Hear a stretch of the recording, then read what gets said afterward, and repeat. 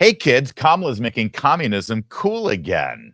Is that going to fly? Is America ready for price controls? We'll discuss it. Plus, an absolute race war blows up during a panel discussion on CNN. Is this what we should expect between now and Election Day? Also, Joe Biden is trying to drag Kamala Harris right back into his administration and his horrible economic policies. Will she be able to make that pivot? We'll talk about it and a whole lot more with our guests, Patrice Onwuka from Independent Women's Forum, Akash Chougule from Americans for Prosperity, and Capitol Hill reporter Matt Foldi. We're brought to you by Americans for Prosperity. My name's Larry O'Connor, and it's time for the Roundtable. Well, if anybody thought that this presidential election was just going to be very policy-driven and just talk about both candidates' vision for the future, economically, national security, oh, forget about it. You know this is going to be about race, about gender, about ideology, about J.D. Vance being weird. I mean, that plays much more into the Democrats and the media's playbook. And we saw a perfect example of it last night on CNN. Take a look at this. That sounds like self-hatred and justification of white supremacy. And let me just say this, because this Congresswoman is a wonderful human being. But when you disrespect Kamala Harris by saying you will call her whatever you want, I know you don't intend it to be that way. That's the history and legacy of white disregard for the humanity of black people. Oh, so now you're calling me racist. I didn't say. I just said you weren't a BS. racist. That is complete. No, you don't have to intend racism to No. You are accomplish it. intending that Your I'm disrespect racist, of Kamala and Harris that is part and parcel of Why a tradition can't of disrespect. It's offensive, Congresswoman, and it's why can't you just? offensive. I'm not calling you a Disgusting. racist. I'm No, telling you you what the practice is. You are. You Why can't we just hear what I'm saying? Let me get in here. No, what's disgusting is your disrespect of her. Professor. This gentleman said, You know what? I didn't know her name. Disgusting He's to trying women to do is it. her disrespect of women. She doesn't know what a woman is. And if 25 years ago, White women don't have the ability to tell black women who paid the price of blood to make this country what it is, to tell them they're not real women. 25 They years care ago, for your babies 25 years and ago, respected I your became humanity. the first woman to graduate from the Citadel, the Military College of South Carolina. I So call her fought my name way right. through it. So pronounce her name blood, right. sweat, Let and me tears. So actually pronounce her name And right. Kamala Harris, if Kamala, I were Kamala. You I said will this without say calling you Nancy. anything that I Nancy. want. It's Come on, Kamala. it's You're Kamala. doing this on purpose, I am That's Congresswoman. disrespectful. Just a second. You can't expect people to If respect a your man put service on if a you don't skirt and respect walked hers. that stage 25 years ago, she You're a would have white said woman she would have disrespecting a taken black that woman. That is achievement away from problematic. women. That's Professor egregious. Dyson, let me get in here because I want to play. Wow. So pronounce her name right. Otherwise, you're racist. We're back to that again. By the way, this happened on the exact same day when Joe Biden referred to Vice President Harris as... Kamala are here today to make a major announcement in reference to lower. I believe that was Camel Eye. Camel Eye. All right, guys, help me out with this. First of all, Akash, is this? They're obviously going back to this now if you don't properly pronounce her name. And I've heard her pronounce her name differently depending on the audience she's in front of. Did Nancy Mace handle this well, do you think? Was that a good defense? And are we going to have to continue to deal with this every time the news cycle gets a little boring? I mean, look, Larry, we've talked about this. I think anything that distracts from her policy record and the radical things she believes is doing a disservice to the Republican Party and the conservative cause. Should we pronounce her name correctly? Yes, obviously. Is it racist to mispronounce somebody's name? No, obviously not. But would CNN like for that to be where the conversation is? Are you or are you not a racist, depending on how you treat Kamala Harris? Of course, that's where they would like the conversation to be. But again, the reason for that is the fact of the matter is what they don't want to talk about is the things that she believes. And what she believes are the things that a San Francisco radical who has no thoughts of her own would believe, right? She takes the left's wish list items and then gloms on a bunch of ridiculous proposals that her campaign team kind of cobbles together. They want to talk about anything but that. And so do I think Congresswoman Mace handled that perfectly? No. But do I think, that conversation was as CNN would want the entire presidential campaign to be conducted? Yeah, probably. So again, my recommendation for conservatives, pronounce her name properly and get back to the issues that show the country just how much of a radical she really is. By the way, it's funny. I was watching some old clips because I'm a nerd because I love politics. I was watching old clips of discussions and debates back in the early 80s. They used to call Ronald Reagan all the time. Did you know that? If you go back and look at some of the clips, they would do that. And I don't think it was meant as an insult. It was like, this happens sometimes. Patrice, this guy, Eric Michael Dyson, this is kind of a party trick of his. What was that thing he said? You don't have to intend racism to achieve it. Really? Are these the new rules? Oh, trust me. When I've testified in congressional hearings, I've had other Black men, members of Congress, do the very same thing to me, which is to talk over me, belittle me, and then tell me, "Oh, you're not smart enough. You don't understand." They couldn't use the race card because obviously I'm Black, but it's a trick to silence her. And I give props to Nancy Mace for not backing down, and then when she was realizing they were trying to back her into a corner, and pile on her, she shifted to the rest of better issues, talking about Kamala Harris. I'm going to butcher her name. I'm sorry. Talking about Harris's position on women in sports, talking about her own experience as a woman who broke a glass ceiling. And then, I think that's the way to handle the situation. But this is a trick that a lot of Black men use, which is to talk over you, to self-impose themselves on you. And when possible, absolutely, they try to play the race card and say, "Oh, you're a white person, you're a white man, or you're a white woman. How dare you try to tell our Black sisters?" When, by the way, a lot of these very same Black men demean, belittle, and talk negatively about Black women who are conservatives, who are female. Star Parker, I can think of lots of examples. Our former Secretary of State and Condoleezza Rice. Rice. You talked about this before with us, Patrice, because you actually think differently economically and in terms of the role of government in our lives. They reserve most of their insults Special vitriol for us. Men and women of color who don't agree with them. Yes. Yeah. Matt, I think it was kind of a mistake, though. If you're on Capitol Hill all the time, I mean, you start to tangle it up with Nancy Mace, you're running into a buzzsaw.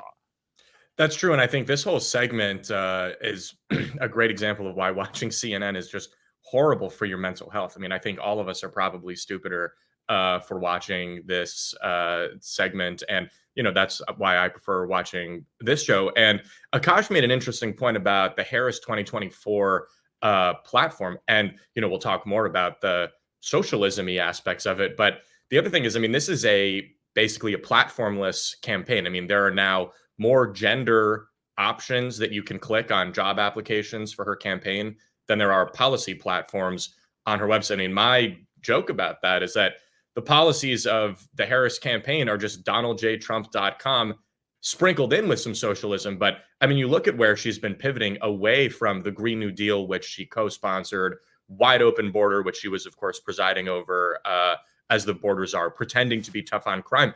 At this rate, we are weeks away from her saying we're going to build the wall and we're going to make Mexico pay for it, but also we're going to try and implement price controls on the American economy. So she is both stealing from Trump while also really catering to the far left. And this discussion, I think, about her name, there was this brief sort of thought that it's, racist, sexist, ableist, whatever, ageist, to refer to her by her first name. But remember this was a Jen Rubin point, right? And so obviously it's wrong. Stop calling her Kamala. She's Vice President Harris. And yet she's actually branded herself. They're celebrating and bragging about how she's branded herself as Kamala.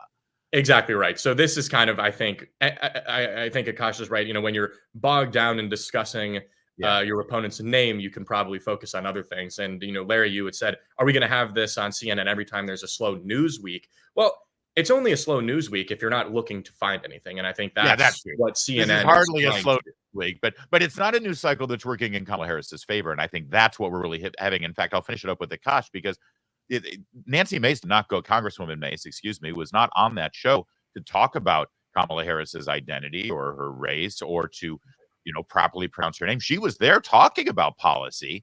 What happens is they decided to seize on this, pounce on it, if I could, and change the subject.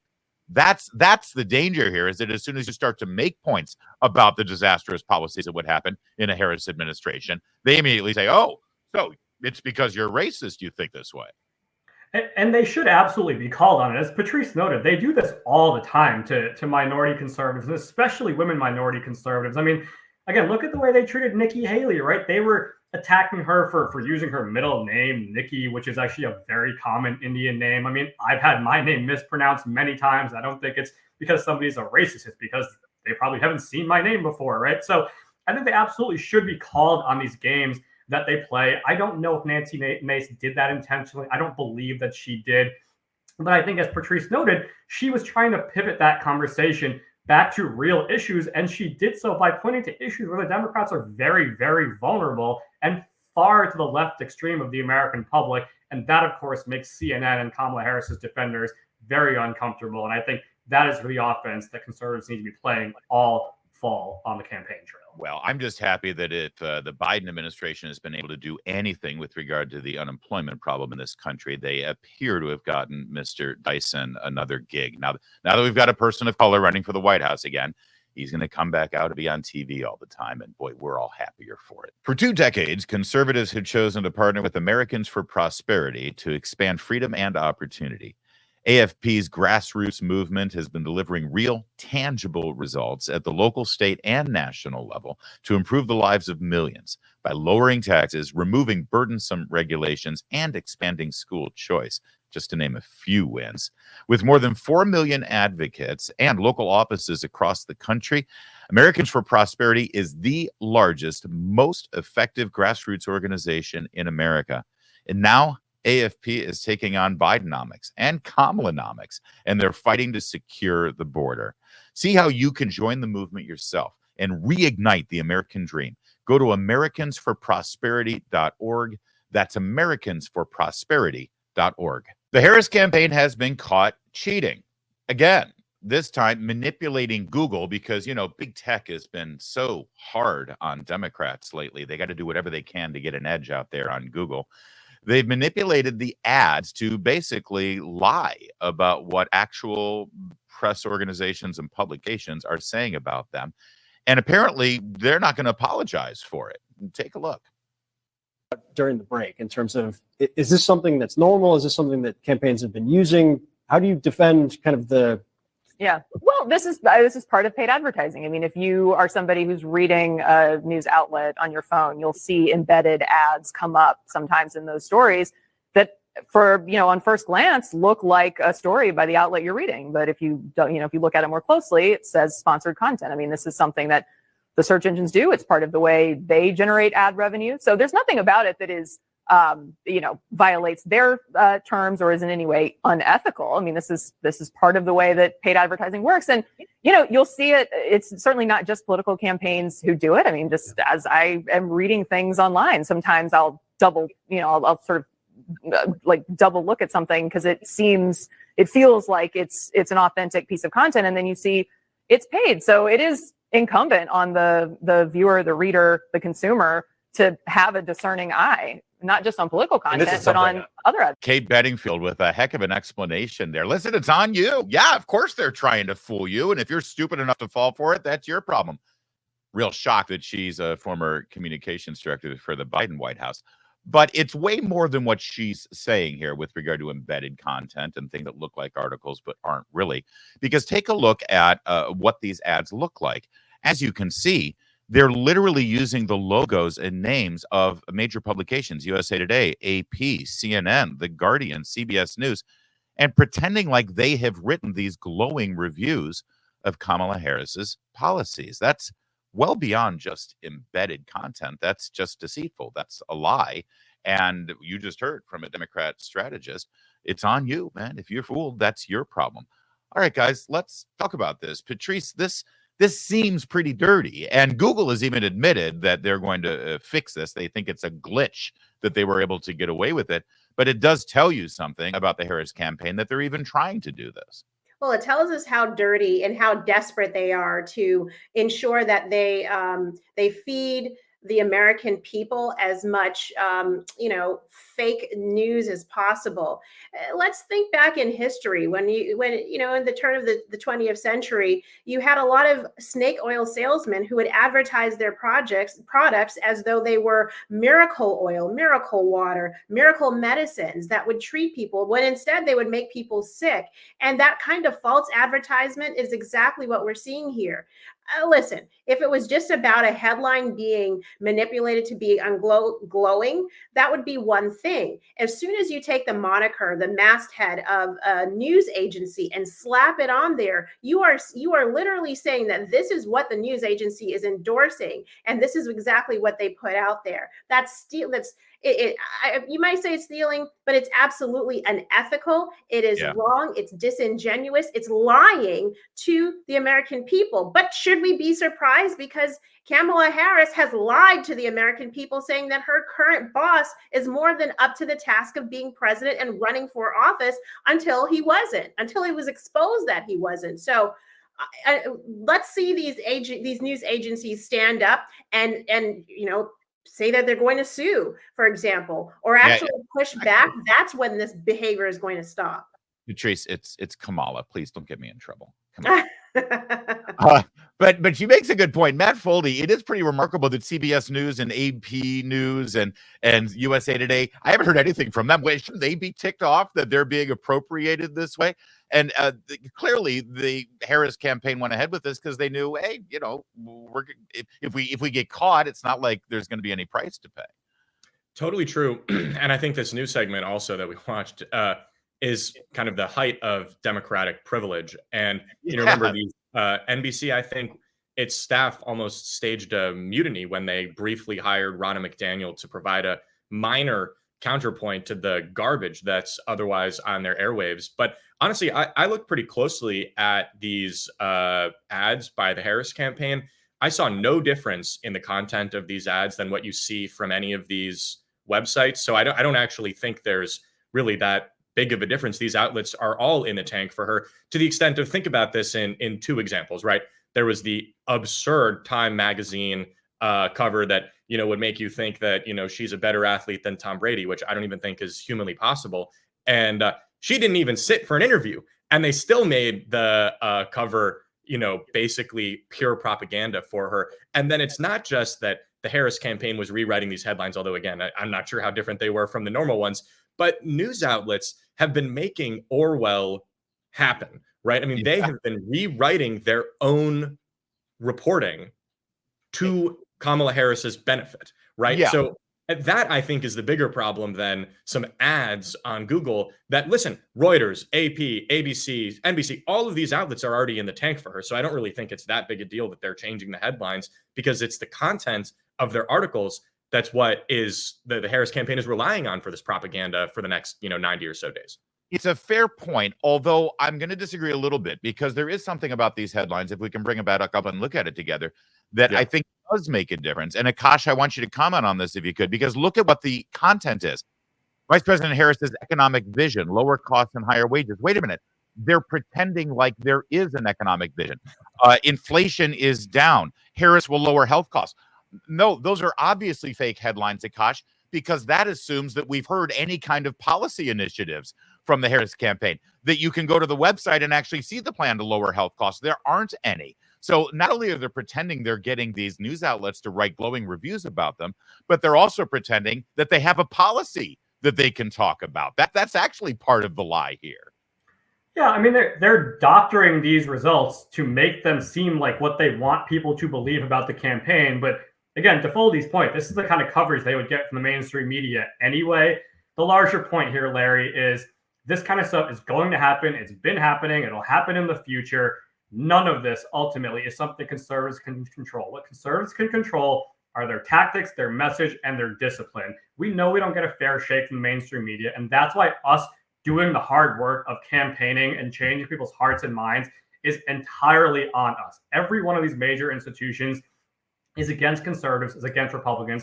We can either sit back and whine and complain about it and then lose elections, or we can get up and make a difference and do something about it. If people are really that upset about things like this, join your local AFP chapter, start making phone calls and knocking doors with people in your community to change their minds and hearts yourselves. Because again, we should quit whining, or otherwise we can look at this stuff and complain we lose elections because we don't decide to do anything about it.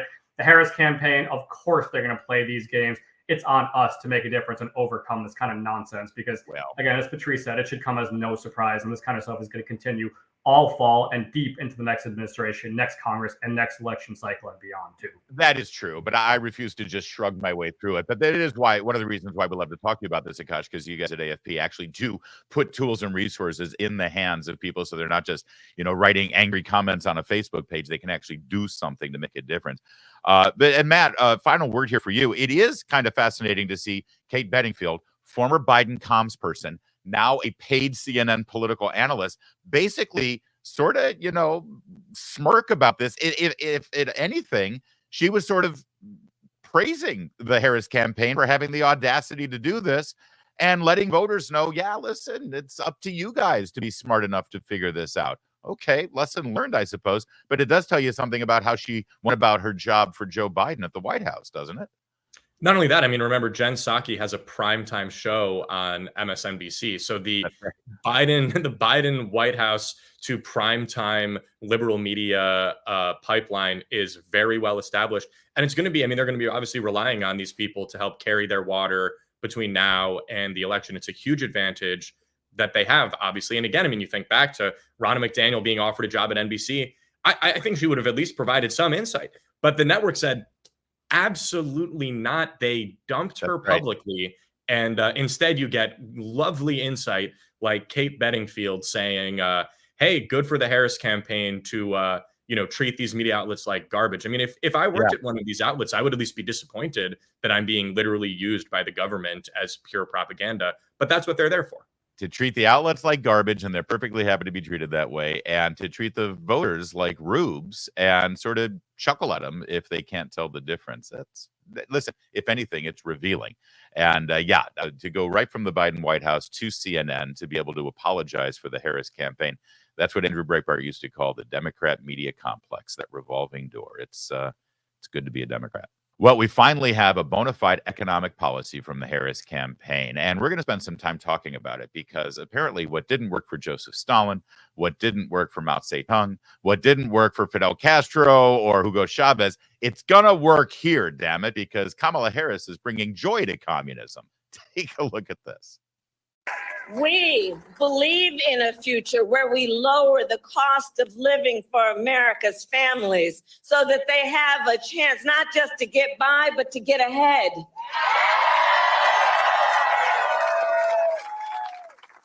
Because while our economy is doing well by many measures, prices for everyday things like groceries are still too high. You know it and I know it. When I was Attorney General, I went after price-fixing schemes. And when I am president, it will be a day one priority to fight to bring down prices. I will take on big corporations that engage in illegal price gouging. I will take on corporate landlords that unfairly raise rents on working families. I will take on big pharma and cap the cost of prescription drugs for all Americans. And continue to bring manufacturing jobs back to America.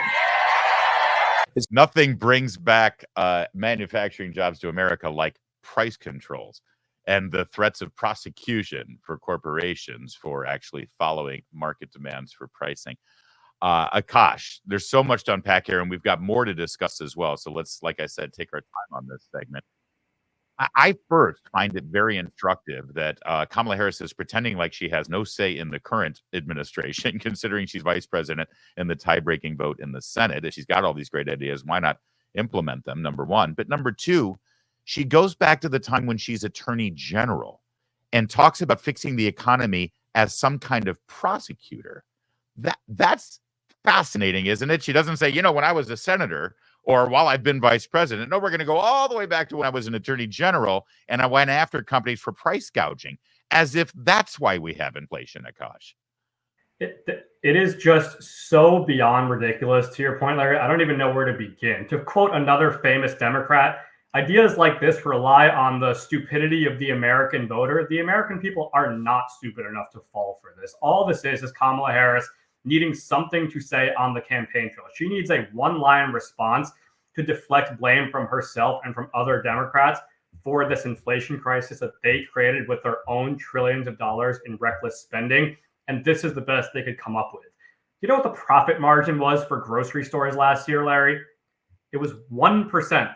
Grocery stores had a net profit of 1% last year, and she thinks they are price gouging. It is absolutely ridiculous, has a history of failure everywhere it's ever been tried.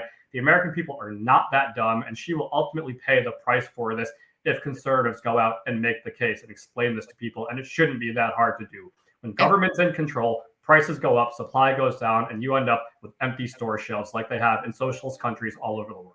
And Akash, if I could, because you guys at AFP are so all over this stuff, I've already learned a lot just from going to the website because you're so out in front of it.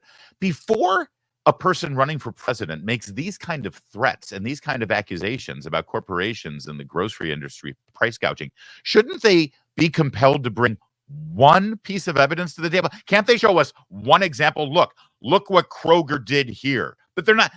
I would think that they would be incumbent to do that before they just, assume that this is what's happening. Doesn't exist. This administration did quite the opposite, Larry. Not long ago, they were celebrating inflation slowing down in the food and grocery industry. The White House has tweets about this. They put out pie charts about this, celebrating that inflation slowed down in this very industry.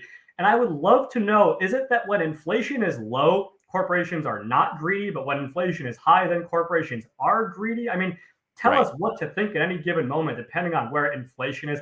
I think the big lesson here for Republicans, for conservatives, is we will never out-class warfare, anti-corporate, out-government spend, or out-sort of prosecute our way to electoral victory. Those ideas are reserved for Democrats. They're dumb, and they have failed over and over again, so we might as well run on free markets and economic opportunity, because that's what people really want after 4 years of Bidenomics has made their lives absolutely miserable.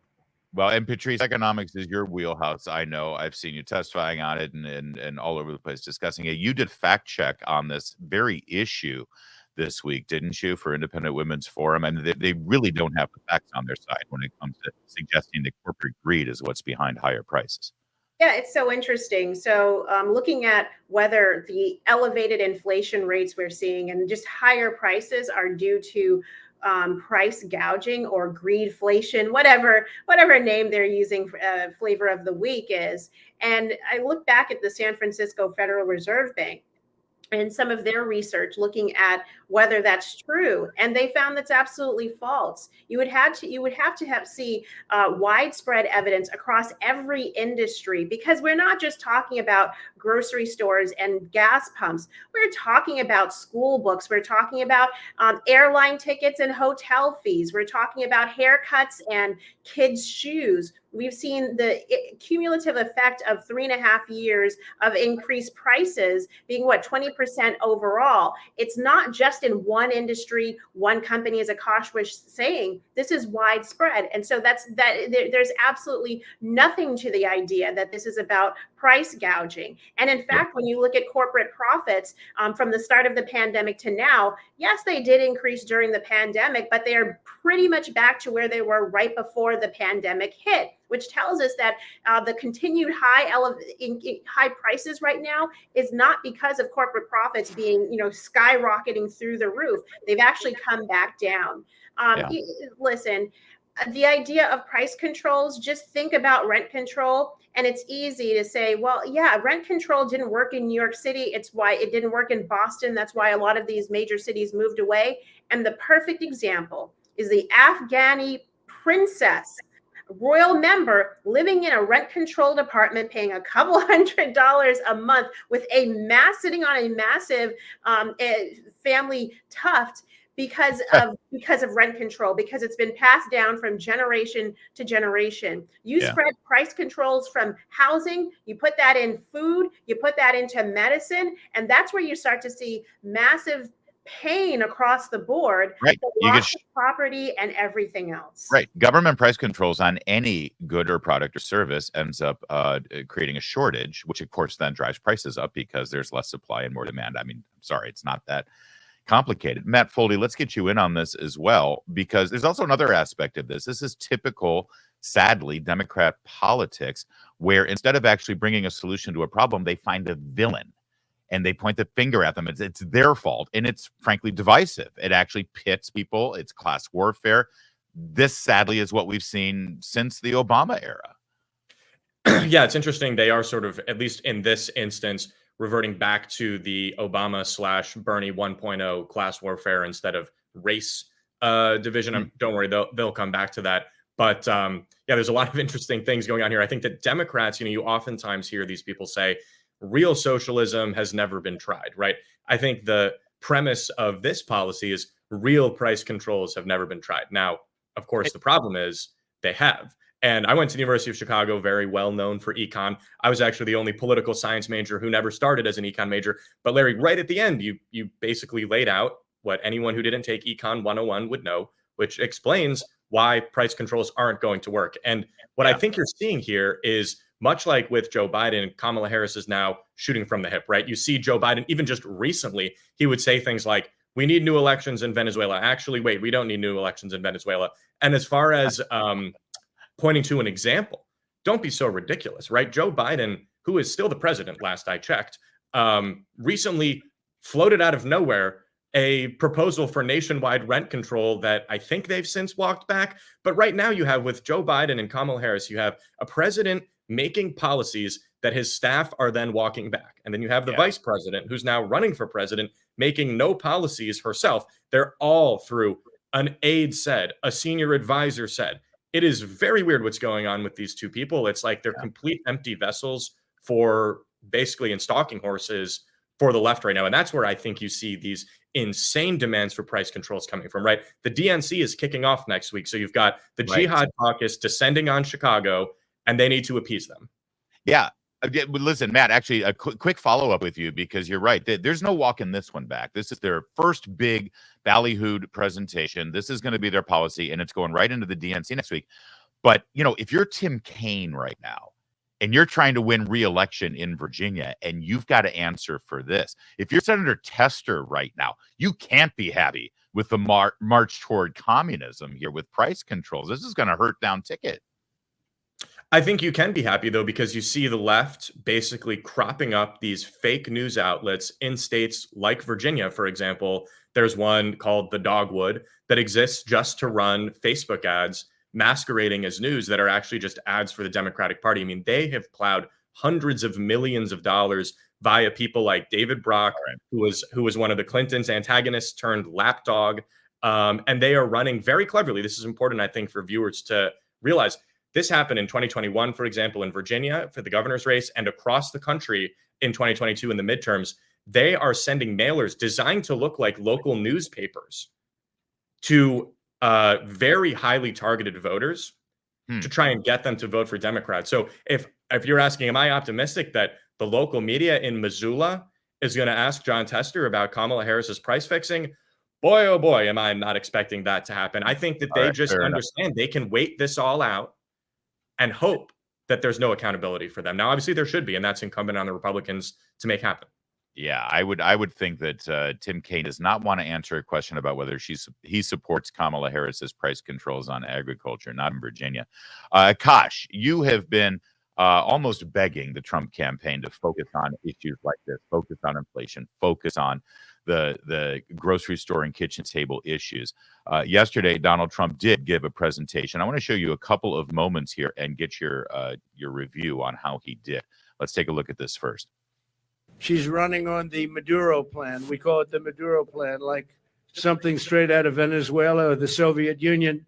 This announcement is an admission that her economic policies have totally failed and caused really a catastrophe for our country. And beyond that, a catastrophe in the world. Yeah, and to have the groceries there lined up behind him, I think, was a good visual impact. And here's a quick social media video that was produced that I think is pretty effective. Watch.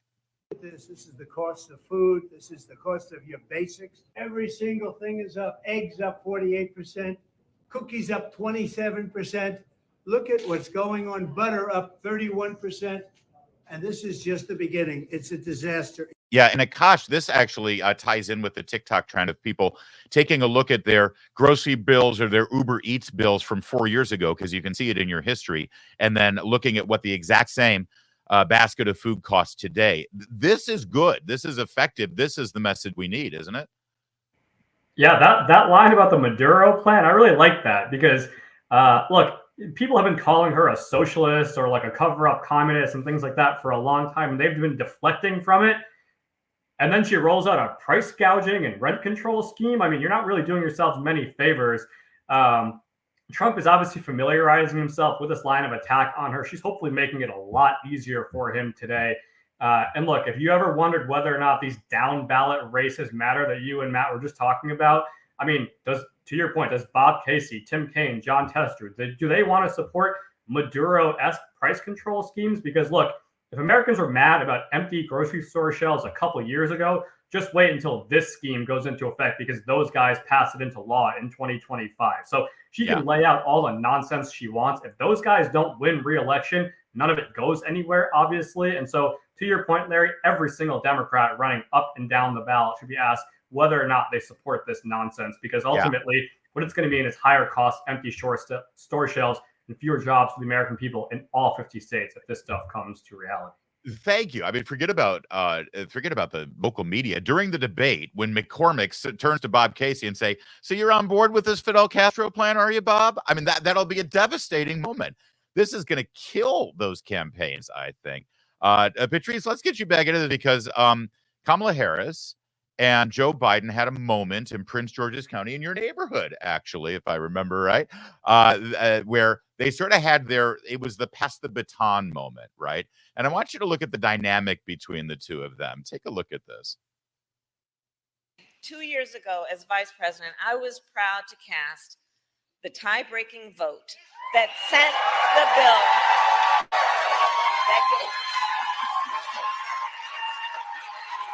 that gave Medicare the power to negotiate and let it get to the president's desk. And I was proud when our president, Joe Biden, signed that bill into law.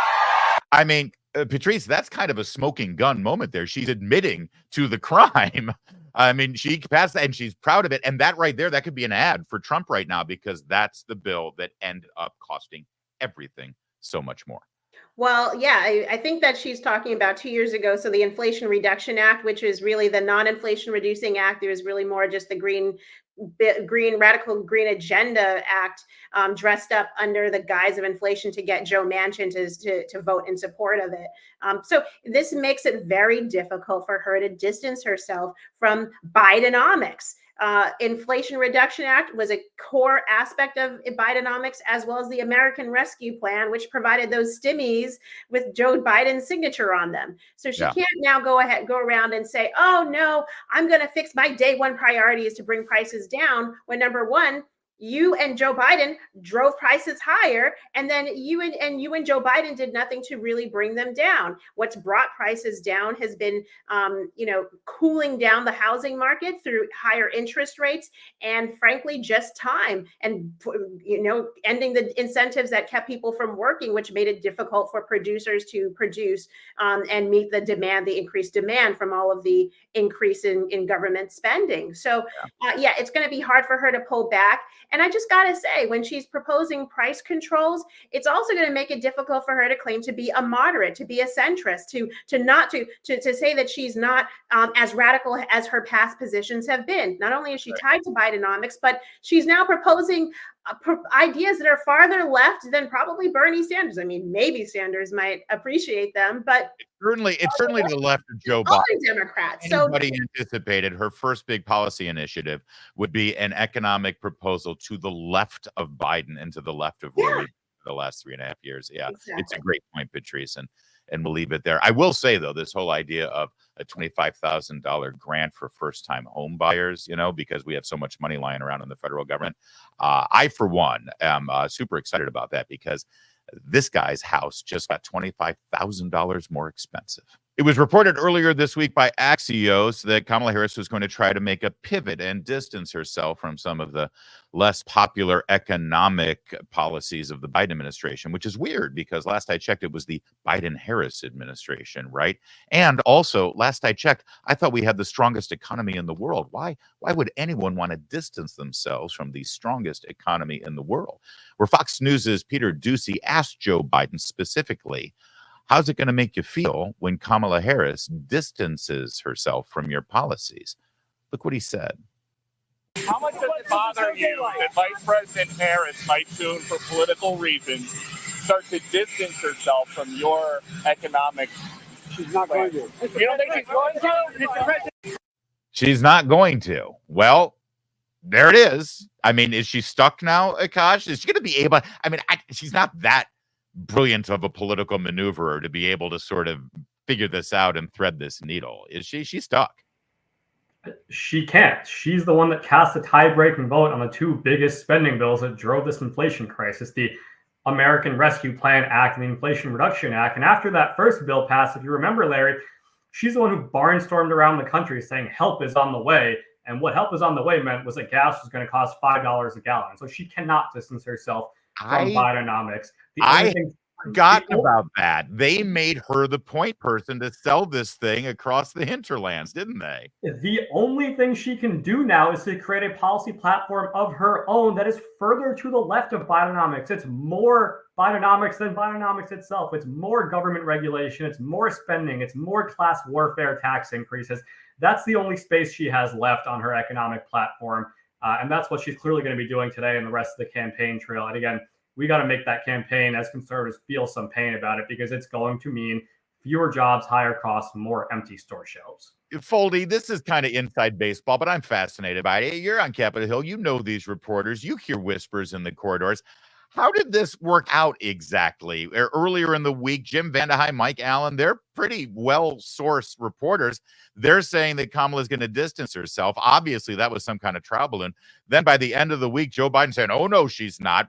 How did this happen exactly? And was it a disaster or is it still being worked out? Well, something to remember, I was on the Hill yesterday, but no other journalists are. They're all on vacation for the month of August. So they'll just take whatever garbage the Harris campaign is spoon feeding to them. And to the extent so that's how I think that came about is they needed a quota of things to hit. They needed some obvious clickbait, which this generated, and they want her to win. So that's how I think you get this kind of farcical idea that the vice president is running away from the president that she currently works with. But to the extent I think that she is running away from the Biden record, it is to the extreme left economically and to whatever Trump policies poll well. But the failures of Kamalanomics would make the Bidenomics record look conservative. I mean, what we were just talking about, she wants to forget, the Republicans saying that Kamala Harris wants to make America more like California. She wants to make America look more like Cuba and Venezuela. And I don't think that anyone in America wants that. Now, what I think it all will come down to, though, is voters being smarter than the journalists who are paid to proselytize for the Democratic Party. I obviously hope that that's the case. But let's just drill down a little bit more beyond economics wise. I mean, Biden and Harris have both said that she was the last person in the room for all major events. Biden said he wants her to be like he was to Obama, the last person consulted. She has said the same thing. So let's think about what that actually means. So yesterday, for example, was the 3-year anniversary of the Taliban taking over Kabul. And how did they celebrate in Afghanistan? By staging a parade with the first world military that we left, that we abandoned in Afghanistan. She was the last person in the room for that. And obviously, I think everyone remembers the RNC, where the Gold Star family spoke about how Biden has treated them like dirt. Well, they've also noted recently that Kamala Harris has a cell phone too. She could call any of them at any juncture as well and say, hi, we wanted to end America's longest war for a 9/11 photo op. We're sorry that that ended up being such a disaster and cost the lives of your loved ones. She also has never said anything either. So if you want to look at the rest of the world, due to the Biden-Harris agenda, everything is far worse. And it all started with their desire to end the war in Afghanistan so they could get a fancy photo op on 9/11, 2021. she was an integral part of that by her own admission. Yeah, it's a good point. And listen, she is the incumbent at this point. She and the idea that she's anything but the incumbent is ridiculous. She must run on the Biden track record. Patrice, we're also on the verge of the Democratic National Convention in Chicago. And, you know, one thing that the Harris-Walz ticket is trying to convey is that they want to get past all the chaos. They want to get past all of the anger and the disunity and division. It's time for a new dawn. It's time for new kind of politics. That's what they're trying to sell. And yet again, yesterday at this event, here was Joe Biden's message to the faithful. Let me tell you what our Project 2025 is. Beat the hell out of them. I mean it. Yeah, that wasn't an off-the-cuff impromptu remark. That was scripted. That was in the teleprompter. Do you think we're going to have a lot of touchy-feely, hold your hands, kumbaya next week, or are we going to have a lot of that? Beat the hell out of Trump, beat the hell out of Republicans. Obviously, you're going to have it in the arena as well as outside of the arena. So inside the arena, you're going to have all of this brash, bold. I'm a John Wayne nickname. Tim Walz's nickname is John Wayne, and trying to be America's dad, who's abandoned Maganomics and is now back to his blue collar union roots with the Democratic Party. So we'll hear a lot of that bluster, I'm sure.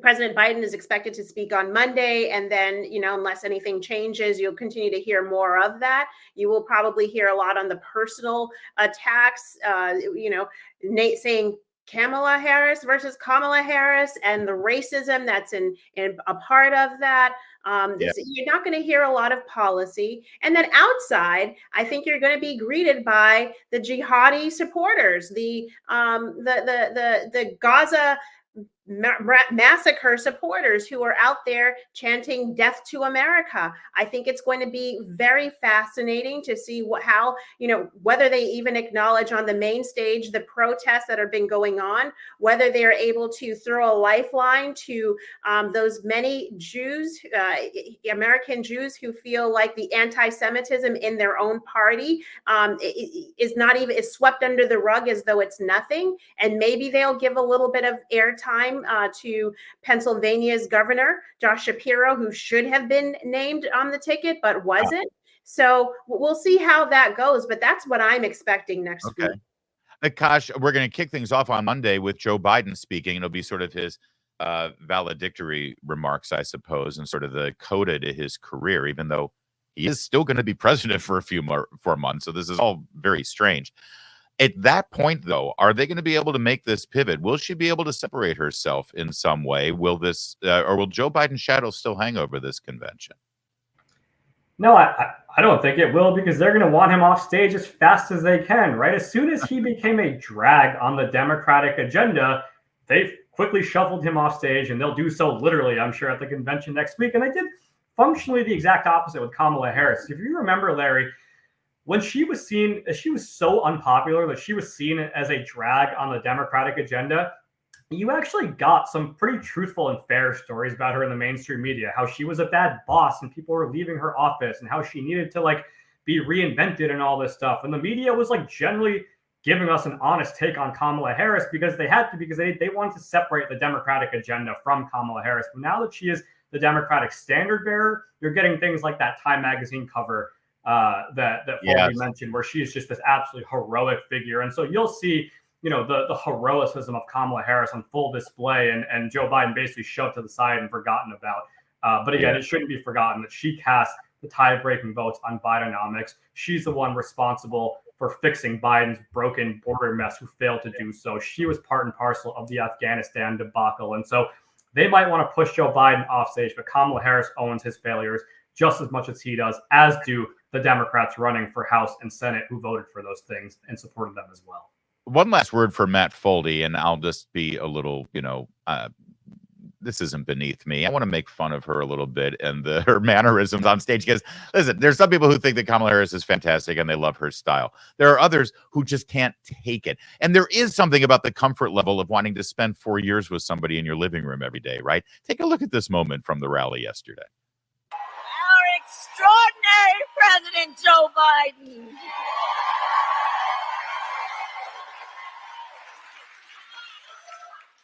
and he's going to speak in a minute, but there's a lot of love in this room for our president. And I don't know if she had a little afternoon Chardonnay before this event, but what's going on there, Foldi? It's almost like a Bill Cosby delivery, like the Jello pudding thing. What is that? Well, I think it's also like a lot of the Hillary Clinton delivery of changing very obviously accents based on what you're speaking. I think that event, though, was in Maryland, so like not exactly rife with Southern accents here. But I think thinking about next week, though, much like the southern border, I think the porousness of the people who are outside burning the American flags and trying and holding Joe Biden's severed head in effigy, which I think the feds should probably be looking into, and the people inside, there's very little difference between a lot of these people. A lot of those jihadists are delegates to the convention, and they have made no secret that they are going to be causing some sort of ruckus. I don't know what that's going to look like, but I think there's going to be a lot of unwelcome images for the Democratic Party, obviously thinking about 1968 when another Democratic incumbent was ousted by his party, and they had a DNC in Chicago with communists and anti-American rioters in the streets. I think the main difference between 1968 and 2024 in Chicago is now the city of Chicago is helmed by its mayor, who is a card-carrying member of the Defund the Police movement. So I think that rather than being on the side of the police, trying to stop the communists outside like they did in 1968, the mayor will probably be leading the communists and the anti-Americans and the flag burners and the Hamas flag waving people who are going to be in the streets of Chicago. Yeah, I think it's a fair observation. We'll let it be the last word, but we certainly hope nothing like that happens. But you're right. The climate is ripe for it, and Chicago is exactly the kind of city that would accommodate this kind of mayhem. But God knows we hope it doesn't happen. Everyone in Chicago next week during the convention will be in our prayers.